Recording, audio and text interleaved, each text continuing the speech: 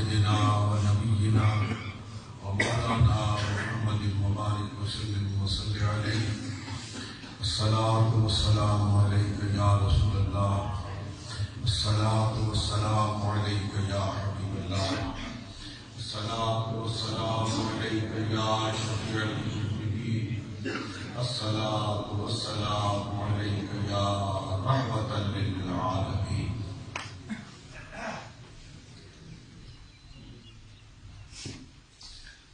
آج میں انتہائی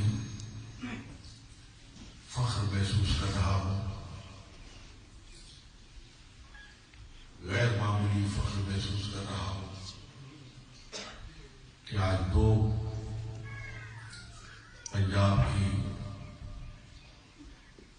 عظیم خانقاہوں کے سجادہ نشین حضرت خواجہ قطب الدین فریدی صاحب مدد اللہ العالی اور حضرت پیر سید سعادت علی شاہ صاحب سجادہ نشین سورہ شریف یہاں رونق افروز ہے، اور میں اور آپ ان کے کلمات طیبات سے مستفید و مستفید ہوئے ہیں۔ دل کی گہرائیوں سے ہر دو حضرات کا شکریہ ادا کرتا ہوں، ممنون کرم ہوں کہ آپ نے میری درخواست کو قبول فرمایا اور یہاں قدر رجا فرمایا۔ میرے دیگر دوست، بہت ہی پیارے دوست حافظ سعد اللہ صاحب، جن کے ساتھ تعلق کو کم و بیش کوئی 45 سال ہوئی تھے، جس وقت میں اسلامیہ یونیورسٹی بہاولپور میں پڑھتا تھا اور وہاں یونین کا صدر تھا۔ وہاں جو تقریری مقابلہ جات تھے ان میں شمولیت کے لیے ایک بڑا خوبصورت سا ننھا منا سا بچہ تشریف لایا تھا۔ وہ تو وہاں سے تقریر کر کے چلا گیا، اول انعام بھی پایا۔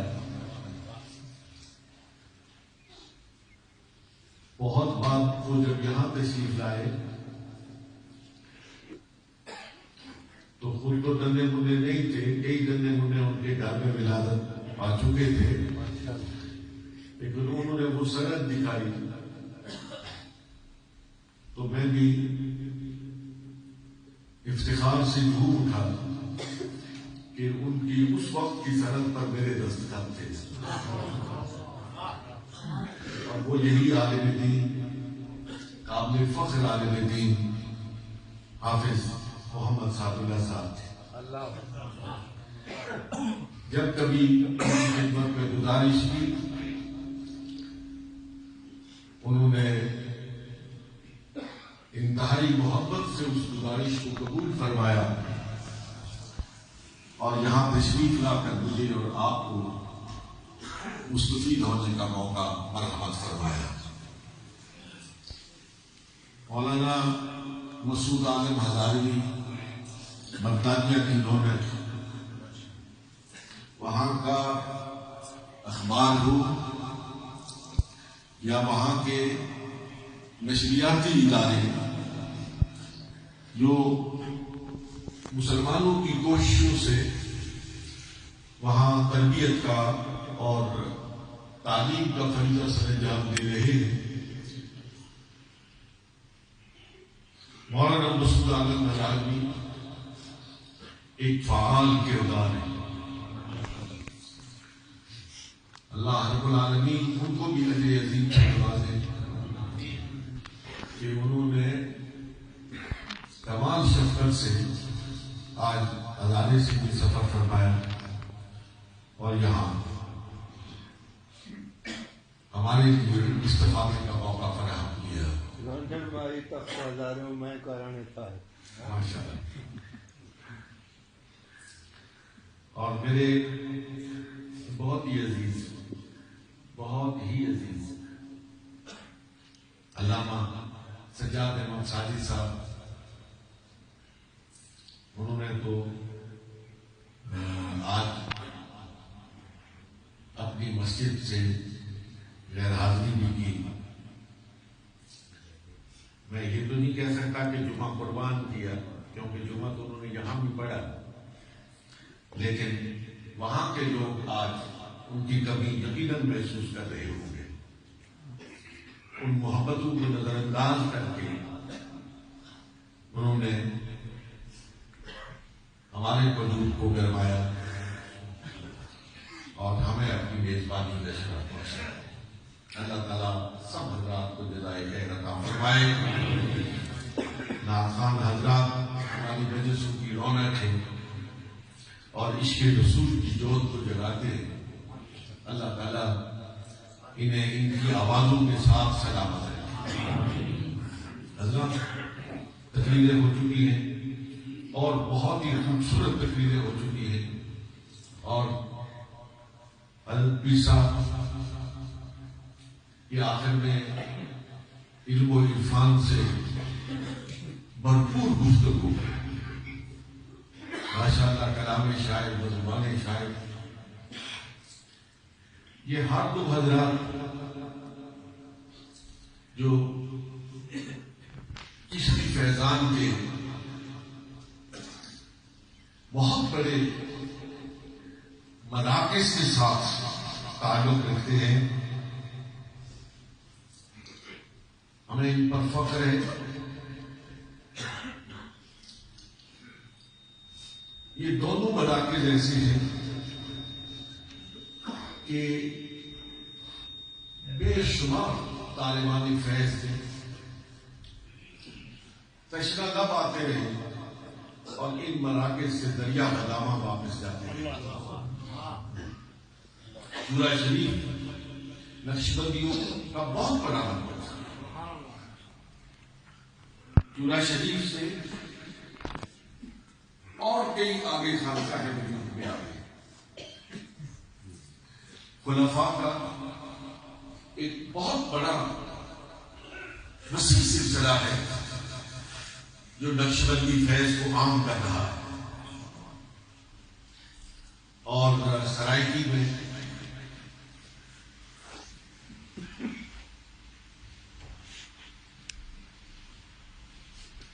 یہ خانقاہ جس کی سجادہ نشینی کا سہرا آج خواجہ قطب الدین کے سائے دامت برکاتہ العالیہ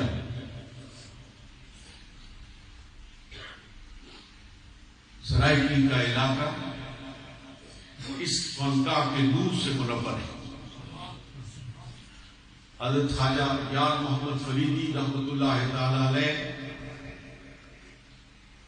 سرائکی علاقہ کے نہیں ہوٹوار کے، اور صوفی تو کہیں حدود اور بلود کا پابند نہیں ہوتا ہے، پوری مسلم دنیا کے عظیم محسن ہیں.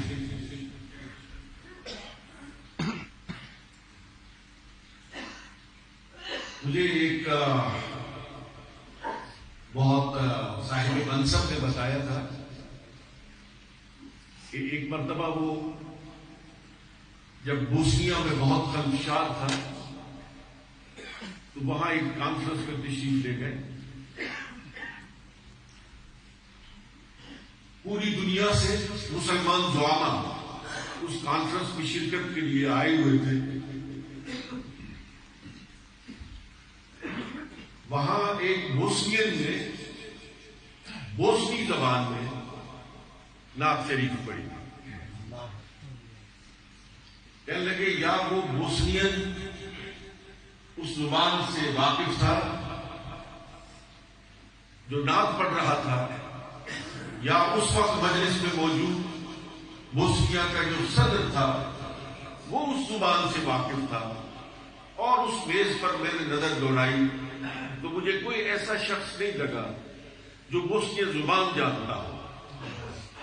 لیکن کہتے ہیں میری حیرت کی انتہا نہ رہی کہ بوسنین زبان میں نعت پڑھی جا رہی تھی اور پورے حال میں مسلمان زعما کی آنکھوں سے آنسو برسات کی طرح برس رہے تھے. یہ نام ہی ایسا ہے. اس نام کے آتے ہی مسلمان کی آنکھیں ڈبڈبانے لگتی اور دل مچلنے لگتا ہے. سرائکی زبان بھی حضرت پیر صاحب پڑھ رہے تھے، بعض الفاظ ہماری سمجھ سے بالا تر تھے، لیکن اس زبان کی چاشنی اور اس نام کی حلاوت اتنی ہے کہ حضرت خواجہ یار محمد فریدی کا کلام یورپ میں پڑھا جاتا ہے، امریکہ میں پڑھا جاتا ہے، اور جس طرح بوسنین نہ جانتے ہوئے بھی لوگ اس پہ جھومتے ہیں، اسی طرح سرائکی نہ جانتے ہوئے بھی پوری دنیا میں لوگ خواجہ یار محمد فریدی کے کلام کو سن کر جھوم اٹھتے ہیں. حضرات، میں کسی مزید تمہیدی گفتگو کے 2-3 باتیں آپ کی خدمت میں عرض کرنا چاہتا ہوں. آج بہت پرآشوب دور سے گزر رہے ہیں، بڑے کٹھن دور سے گزر رہے ہیں، اور مجھے افسوس ہے کہ پتہ نہیں یہی کہتے کہتے ہم اس دنیا سے گزر جائیں گے کہ بڑے کٹھن دور سے گزر رہے ہیں. یہ کٹھن مرحلہ، یہ مشکل مرحلہ، یہ تکلیف دہ مرحلہ کب طے ہوگا، کیوں کرتے ہوگا؟ ہم اللہ کے فضل کے لیے اس کی بارگاہ میں انتظار کرتے ہیں. حضرت، پہلے مسلمان معاشروں میں، مسلمان ملکوں میں لوگ دین کی، قرآن کی، صاحب قرآن کی اور غلامان مصطفیٰ کے بارے میں رائے زنی کرتے ہوئے پاؤں کے ناخنوں سے لے کر سر کے بالوں تک کانپتے تھے. سرگوشی میں بات ہوتی تھی، اشاروں میں بات ہوتی تھی، کنایے کا استعمال ہوتا تھا. لیکن آج جس دور سے میں اور آپ گزر رہے ہیں، اب کنایا نہیں ہے، اب اشارہ نہیں ہے، اب لوگ کانپتے نہیں ہیں، اب لوگ سڑکوں پر افتخار کے ساتھ اور بڑے اطمینان کے ساتھ اور بڑی جمعیت خاطر کے ساتھ قرآن پر نقد کرتے ہیں، صاحب قرآن کی عزت و ناموس کی طرف انگلی اٹھاتے ہیں. اور وہ صحابہ کرام رضوان اللہ تعالی علیہم اجمعین جن کو قرآن نے یہ مجدہ جاثلہ سنایا کہ وہ اللہ سے راضی، اللہ ان سے راضی. اور میں ایک بیچ میں بات کہنا چاہتا ہوں، بڑے صاحبان علم بیٹھے ہوئے، کہ یہ دین جو آج ہمارے پاس موجود ہے، ذرا غور کیجیے گا میری اس گزارش پر. یہ قرآن جو آج ہمارے پاس موجود ہے، یہ شاعر اسلام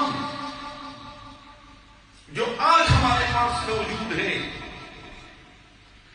وہ حضور علیہ السلام والسلام کی سنت مطہرہ کا کی کتاب زندگی کا ایک ایک ورق، ایک ایک حرف، ایک ایک نقطہ جو آج ہمارے پاس موجود ہے، وہ ان صحابہ کا ہی کارنامہ ہے. قرآن کو محفوظ کرنے والے یہ صحابہ کرام، حضور علیہ السلام کی سنت مطہرہ کو 1500 صدیوں سے جو آج سینہ بسینہ منتقل ہوتی ہوئی ہم تک پہنچی ہے، یہ احسان ہے صحابہ کرام رضوان اللہ تعالی علیہم اجمعین کا یہ وہ عظیم لوگ تھے. آپ خدا کی قسم انسان برقع حیرت میں ڈوب جاتا ہے کہ یوں تو ادب اور احترام کا یہ عالم ہے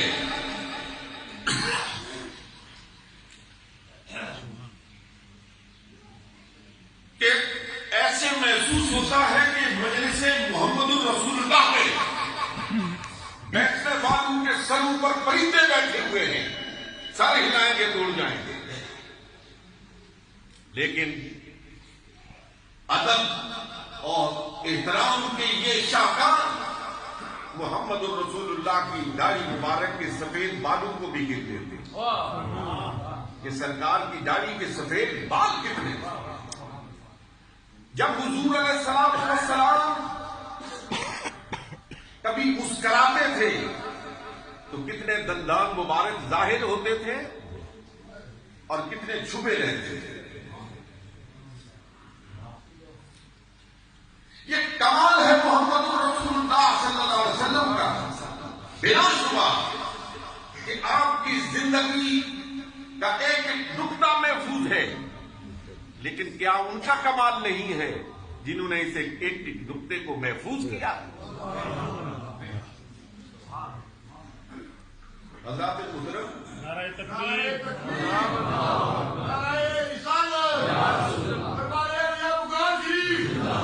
میں نے پہلے بھی کئی مرتبہ کہا کہ یہ واحد شخصیت ہے دنیا کی. سارے پیغمبران اعظام ہم سب پر ایمان لاتے ہیں, لیکن یہ واحد شخصیت ہے جس کا بولنا بھی محفوظ ہے, جس کا خاموش رہنا بھی محفوظ ہے.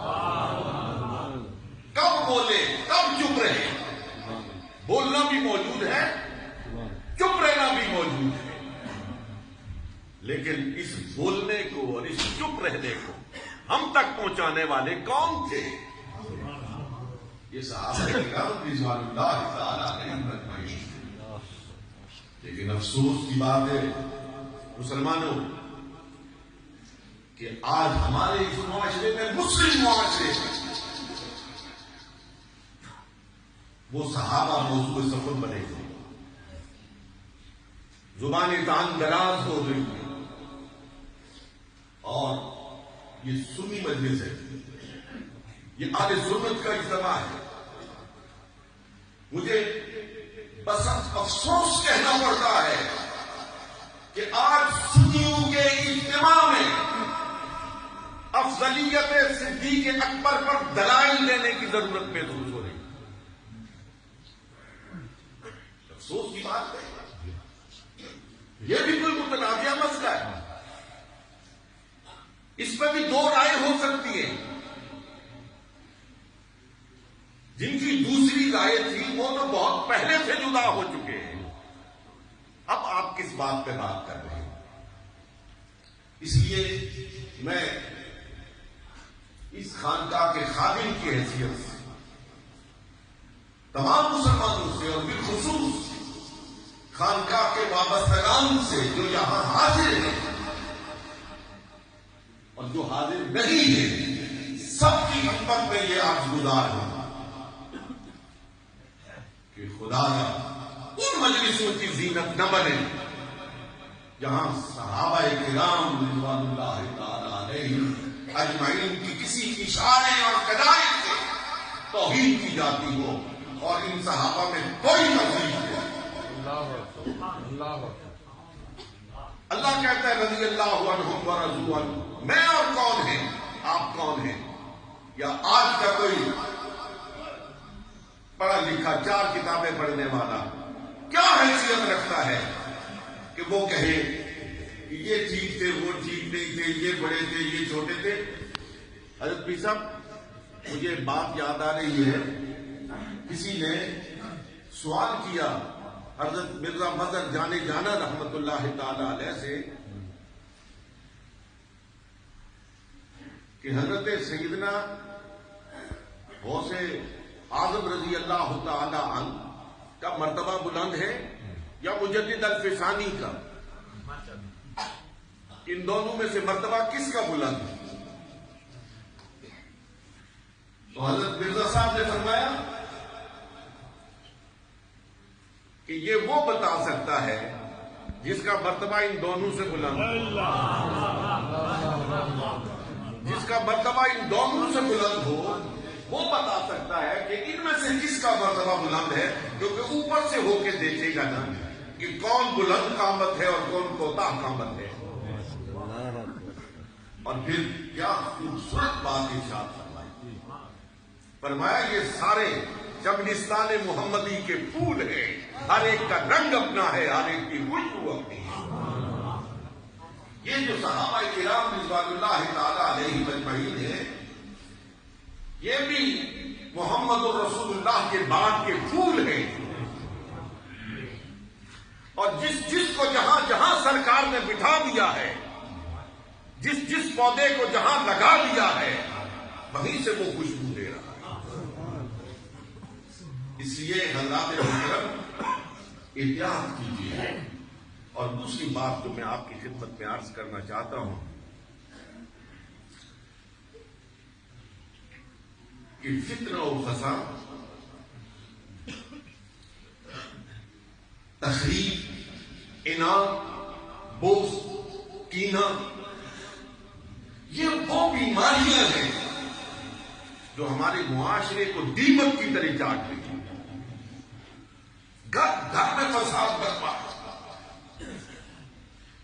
ہر گھر شکست و ریت کا شکار ہو چکا ہے۔ باپ بیٹے سے شکایت کر رہا ہے اور بیٹا باپ کے لیے شکایت کر رہا ہے۔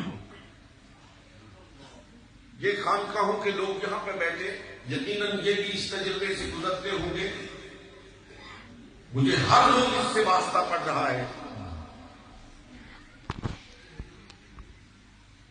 ہر روز مسئلہ طلاق پوچھنے والے بڑی تعداد میں خانقاہوں پہ، درگاہوں پہ، مدارس میں علماء کی خدمت میں آئے، گھر ٹوٹ رہے۔ آخر اس کی وجہ کیا ہے؟ میں پورے یقین کے ساتھ اور پورے اعتماد کے ساتھ اور پوری جمعیت خامر کے ساتھ آپ کی خدمت میں عرض کرنا چاہتا ہوں کہ اس شکست و ریت کا واحد سبب دین سے جڑی ہے، دین سے جڑی ہے۔ نہ باپ اپنے خاوند کو اپنے فرائض کا پتہ ہے اور حقوق کا پتہ ہے، نہ بیوی کو فرائض کا پتہ ہے، نہ حقوق کا پتہ ہے۔ ہر ایک اپنے حق سے، اپنے فرض سے تجاوز کرتا ہے، نتیجہ شکست و ریت ہے۔ خدا کے لیے اپنے اگر گھروں کو بچانا چاہتے ہو، اپنے گھروں کے سکون کو واپس لانا چاہتے ہو، تو پھر قرآن کی طرف لوٹو، صاحب قرآن کی طرف لوٹو۔ اور جن بچوں کے بے ادب اور گستاخ ہونے کی شکایت کرتے ہو، ان کو آپ نے اور میں نے ادب اور احترام پڑھایا کہاں ہے؟ وہ پیدا ہوتے ہیں، ابھی آنکھ کھولتے ہیں، ہم انہیں انگریزی سکولوں کی زینت بنا دیتے ہیں، اور ان کے انگریزی بولنے پر ہی ہم سر جھومتے ہیں۔ نہ ہم قرآن پڑھائیں، نہ محمد الرسول اللہ کی سیرت پڑھائیں، نہ خود مسجد میں جائیں، نہ بچوں کو لے جانے کی ترغیب دیں۔ مجھے بتائیں کہ پھر میں اور آپ اس ادب اور احترام کا تقاضا کریں جو ادب اور احترام انسانی معاشرے کا حسن ہوتا ہے، تو پھر یہ ہماری توقع ابس نہیں ہے۔ اس لیے میں آپ تمام حضرات کی خدمت میں یہ عرض کرنا چاہتا ہوں کہ اگر اپنے بچوں سے اپنے لیے ادب اور احترام چاہتے ہو اور اپنی خوشیوں کو واپس لوٹانا چاہتے ہو، تو جو پڑھانا چاہتے ہو پڑھاؤ، لیکن اس کے ساتھ ساتھ قرآن ضرور پڑھاؤ۔ جو کتاب پڑھانا چاہتے ہو وہ پڑھاؤ، لیکن محمد الرسول اللہ کی سیرت ضرور پڑھاؤ. اپنی بچیوں کو جو مرضی پڑھاؤ، لیکن یار ایک دفعہ سیرت فاطمہ الزہرا بھی پڑھاؤ، ایک دفعہ سیرت سیدہ عائشہ صدیقہ بھی پڑھاؤ، خدیجہ الکبریٰ کا کردار بھی ان کے سامنے رکھو، پھر خدیجہ کا کردار، عائشہ کا کردار، فاطمہ الزہرا کا کردار پڑھنے والی اور ان کو نمونہ بنانے والی کبھی سڑک پہ نہیں نکلے، کبھی بے حیائی کا ارتکاب نہیں کرے گی. یہ پاکستان کا معاشرہ ہے، یہ اسلام کے نام پر باتیں وجود میں آنے والا پاکستان ہے. آج جس کے دارالحکومت میں کھلی سڑکوں پر دین بے حرمتی ہو رہی ہے اور وہ خواتین کر رہی ہیں، نام پوچھو تو کسی کا نام عائشہ ہوگا، کسی کا نام خدیجہ ہوگا، کسی کا نام حفصہ ہوگا، کسی کا نام زبیدہ ہوگا، لیکن کام نہ خدیجہ والے ہیں، نہ عائشہ والے ہیں، نہ فاطمہ الزہرا والے ہیں. یہ بے حیائی کے سلوگن جو آپ کو اسلام آباد کی سڑکوں پہ نظر آتے ہیں، مسلمانوں اگر ہم نے ہوش کے ناخن نہ لیے تو الحذر میں تیرا دستاں سخت ہے فطرت کی تعلیمیں، پھر یہ صرف اسلام آباد تک محدود نہیں رہیں گے، پھر یہ سلوگن آپ کی تحصیلوں تک پہنچیں گے، پھر یہ سلوگن آہستہ آہستہ آپ کے دیہاتوں کی گلیوں تک پہنچیں گے. ضرورت ہے کہ ہم پڑھتے ہیں، ہم اپنا محاسبہ خود کریں، اپنے گریبانوں میں جھانکیں.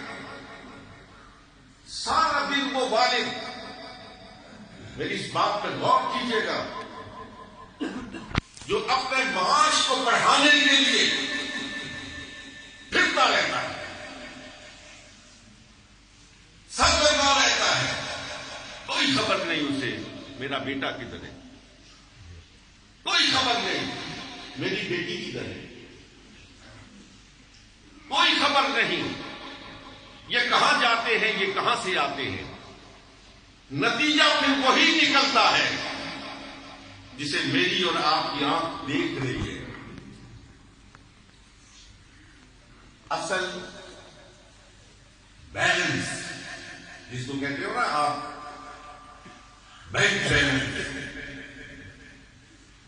وہ صالح اولاد ہے. یہ روپیہ پیسہ دولت وہی اللہ کی نعمت ہے، لیکن ایک بات میں آپ سے کہنا چاہتا ہوں، اگر کروڑوں آپ نے بینک میں جمع کروا دیے اور اولاد کی تعلیم اور تربیت پر توجہ نہ دی تو یقین کیجیے وہ آپ کی برسوں کی کمائی ہوئی دولت کو مہینوں میں نہیں ہفتوں میں اڑا دیں گے.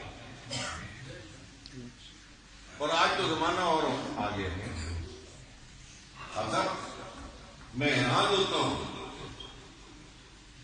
ایک جوان بچے، ابھی باپ اچھا ہٹا کٹا ہے، تکڑا ہے، وہ کہتے کہ اس کو کہ میرا ہمارا حصہ دے. اور میں نے کہا وہ جو حصہ ہے نا وہ ترکے میں ہوتا ہے، اللہ کے بندو وراثت ہے، اس کے مرنے کا انتظار کرو. آج تو اولاد مرنے کا بھی انتظار نہیں کرتی، نالائق اولاد.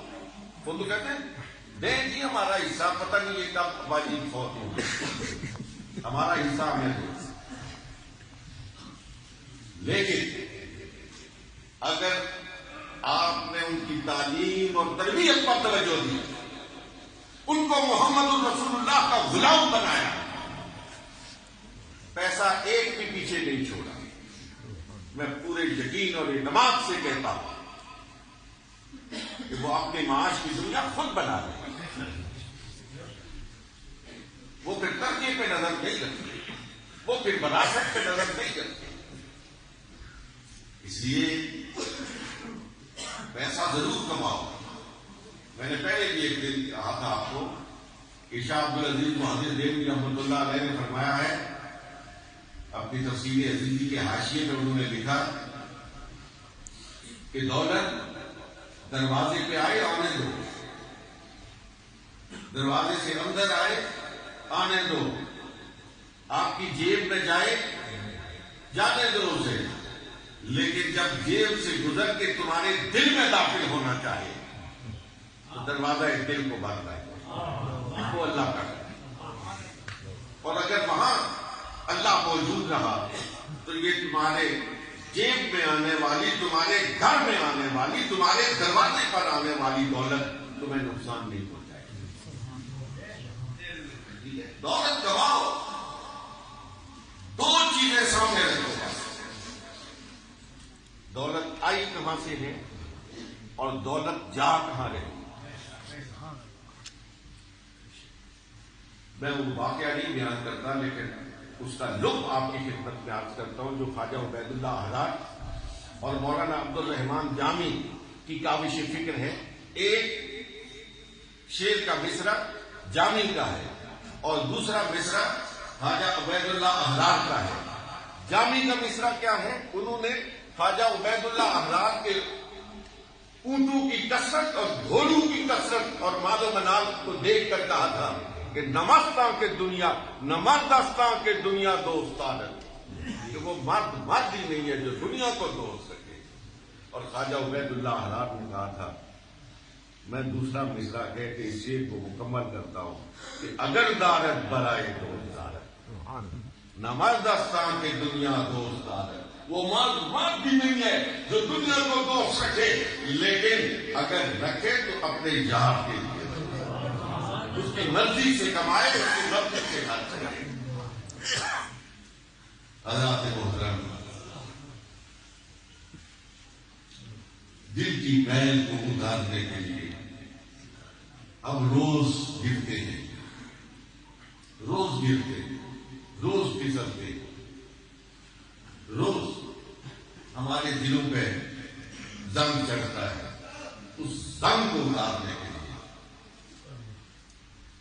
حضور نبی کریم صلی اللہ علیہ وسلم نے فرمایا ذکر اللہ ہے، اللہ کا ذکر ہے، اللہ کا ذکر۔ فرمایا جس طرح پانی کپڑے کو دھو دیتا ہے، اسی طرح ذکر آپ کے دل پہ لگی ہوئی میل کو دھو دیتا ہے۔ اگر اپنے دلوں پہ لگی ہوئی میل کو دھونا چاہتے ہیں، اپنے دل کو پاک اور صاف کرنا چاہتے تو پھر لا الہ الا اللہ کی دھوم بجا، ذکر کرو، اتنا ذکر کرو۔ ایک روایت میں تو میں نے یہ دیکھا کہ اتنا ذکر کرو کہ لوگ کہیں کہ یہ کوئی پاگل تو نہیں ہو گئے۔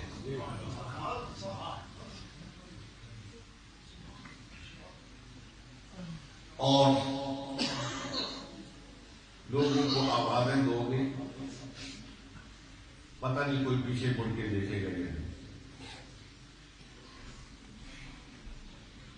یہ جوئی صاحب نے یہ زیادہ بتائیں گے کہ دنیا داروں کو کتنی آوازیں دو گے، دل چاہتا ہے کہ پیچھے مڑ کے دیکھتے نہیں، چاہتا نہیں دیکھتے۔ مطلب ہوتا ہے تو دیکھتے، مطلب نہیں ہوتا نہیں دیکھتے۔ آؤ میں تمہیں ایک گھر بتاتا ہوں، خدا کی قسم وہاں آواز دو، میں اور آپ سنیں گے نہ سنیں، وہاں سے جواب ضرور آتا۔ میں پورے ایمان سے کہتا ہوں، اور وہ در مصطفیٰ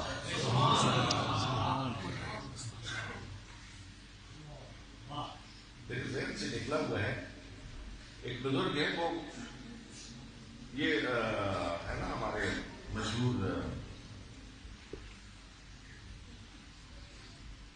محدث شارح حدیث کراچی والے غلام رسول سعیدی صاحب، انہوں نے اس کو ذکر کیا۔ وہ بزرگ فرماتے ہیں کہ ایک مجذوب تھا ہمارے شہر کا، میں اسے روز دیکھتا تھا، وہ پھرتا رہتا تھا۔ ایک دن میں نے خواب میں دیکھا تو مجھے حضور کی زیارت ہو گئی، اور حالت خواب میں دیکھتا ہوں کہ وہ مجذوب ادھر سے آ رہا ہے، اور سیدھا حضور کی بارگاہ میں آتا ہے اور حضور دونوں ہاتھوں سے اس کا چہرہ تھام کر اس کے ماتھے کا بوسہ لیتے ہیں۔ وہ فرماتے ہیں بزرگ کہ میں نے انہیں کہا کہ یا رسول اللہ صلی اللہ علیہ وسلم، یہ جو عقل سے اور خرد سے محروم ہے تو مجذوب ہے، مفقود الحواس ہے، سرکار آپ اس سے اتنی محبت فرماتے ہیں؟ سرکار نے فرمایا ہاں، تہجد کے وقت جب یہ کسی گلی میں جا رہا ہوتا ہے نا، یہ مدینے کی طرف منہ کر لیتا ہے اور مدینے کی طرف منہ کر کے کہتا ہے الصلاۃ والسلام علیک یا رسول اللہ۔ یہ بڑائی ہے، یہ بڑائی کیا ہے؟ آپ کہیں مشرق میں ہو یا مشرق میں، شمال میں، جنوب میں، کہیں بھی ہو، گھر کے اندر ہوں یا باہر ہوں، خلوت میں ہوں یا جلوت میں ہوں، خدا کی قسم سرکار کو پکارو نا تو گنبد خضرا کا مکین آپ کو دیکھتا بھی ہے، آپ کو سنتا بھی ہے اور آپ کے سنتے ہوئے کلمے کا جواب بھی دیتا ہے۔ صرف وہ